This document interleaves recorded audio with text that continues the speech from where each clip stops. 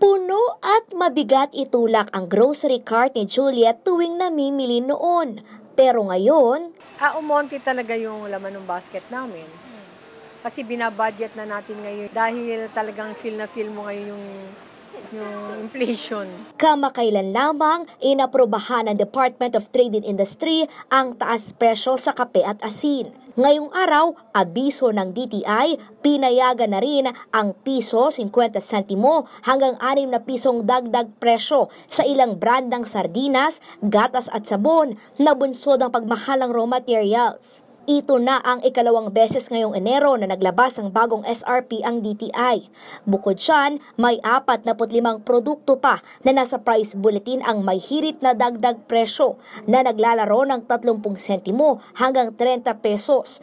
Kabilang ang ilang brand ng instant noodles, tinapay, bottled water, condiments at kandila. Pinag-aaralan daw yang mabuti ng Department of Trade and Industry kasunod ng naitalang pagtaas ang hunger rate o bilang ng nakaranas ng gutom. Sa survey ng social weather stations, mula 9.8% noong Setyembre 2023, tumaas sa 12.6% ang hunger rate o Pilipinong nakaranas ng gutom noong Disyembre. Kaakibat kami ng lahat ng government agencies para pangalagaan yung concerns natin regarding hunger, no? So, yan ay yung paano ba natin matetemper yung price increases at mapakiusapan yung mga manufacturers na kahit papano, wag nila totally ipasa lahat sa mga consumers yung hinihingi nilang price adjustment. Sa Marso, inaasahang maglalabas ng panibagong SRP bulletin. Sa harap ito ng pag-aaral sa pag-alis ng suggest sa retail price sa panahong hindi kinakailangan. A study that was done in 2015 by DOJ saying that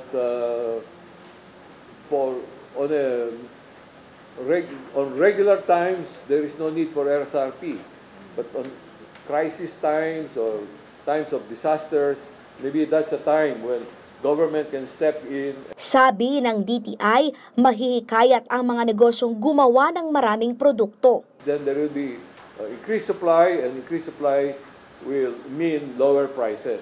Pabor dito ang ilang negosyante pero tutol ang isang consumer group. We are against SRP because it limits the margins, no? Kapag pinag-usapan din yung senior citizens discount, no? May 5% and then kung 5% lang inaasahan dun sa basic necessities and prime commodities, wala na kami kita dun sa items. Kapag pinabayaan po nila ang mga kapitalistang negosyante, lalong-lalo na yung manufacturing sector, na diktahan ang presyo ng pamilihan, tinatanggal na ng tuluyan ang kontrol ng gobyerno para maproteksyonan ang ating mga consumers. Meron tayong pa rin yung law ng profiteering, di ba?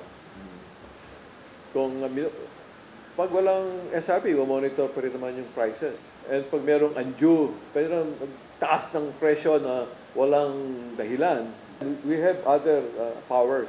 Samantala, target ngayong palawigin ang e-presyo kung saan makikita online ang listahan ng mga tindahan na may pinakamurang produkto.